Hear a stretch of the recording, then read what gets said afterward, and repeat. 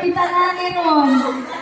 So, may hapon atong tanan nga naaron diri, labi na sa ato ang mga barangay officials, sa ato ang amahan sa barangay, duha ka pong amahan sa barangay, si ex-kapitan Vernon Kalikit, o si punong barangay Max Lilo Kalikit. Dayon sa mga taga-barangay maglihi nga naadiri ron tanan, maayong hapon ninyong tanan. So, ready na ba na mudawat sa ato ang pinaskuhan? Bisa ginagmay ni siya, basta kinasing-kasing, dako na dyan atong kalipay, di ba? Pasko ba yaron? So, nag-share yun o ginagmay nga pinaskuhan ang kada barangay officials. Ay, mo katingala, nga gisintyo-sintyo mo. Kaya kung ato aning tipong siya, lisod kayo, kamurag daghan kayo magkwanta, kana magyagaw. So, maning gisintyo-sintyo, kay aron po, nang ila-ila ninyo ang inyuhang kanang kada konsihal sa inyuhang distrito, kay basin pag nakalimuta, di ba ya, Joy? So, naaman ni sila ato sa atong unahon inang tuwan, kanang mga pahalipay.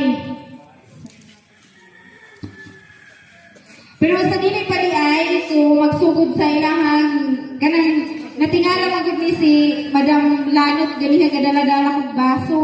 So gisudla na atong ilahang mga papel.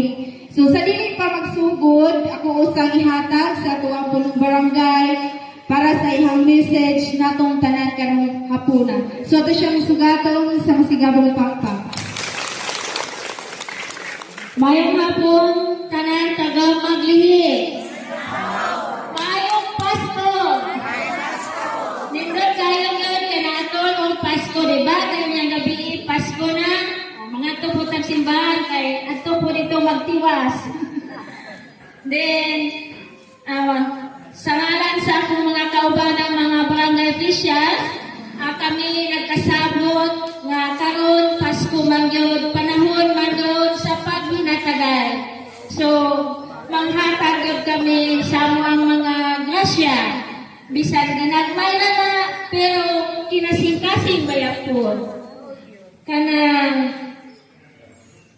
amo na yung ikasabutan jud, amurang usahon, among mas sadya kay niya tatanan magtigo, magkita-kita gyud ta.